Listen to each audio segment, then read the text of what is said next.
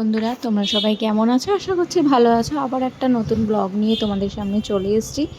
এই ভিডিওটা দুদিন আগে, বাট কিছু অসুবিধার জন্য তোমাদের সাথে আমি শেয়ার করতে পারিনি। তো আজকে গেছিলাম হচ্ছে সন্ধ্যাবেলা একটু বেরিয়েছিলাম, তো চলে গেছিলাম হচ্ছে আজকে বিরাটির পারিজাত বলে একটা মিষ্টির দোকান আছে সেখানে। তো তো সেখানে গেছিলাম হচ্ছে, শুনেছিলাম অনেক কিছু শুনেছিলাম যে ভালো খেতে, টেস্ট মানে মিষ্টি বলো বা দই দই টই সব কিছুরই মানে মিষ্টি জাতীয় জিনিস, আদার্স শুধু মিষ্টি পাওয়া যায় না, অনেক জিনিসই পাওয়া যায় ওখানে খাবারের মধ্যে।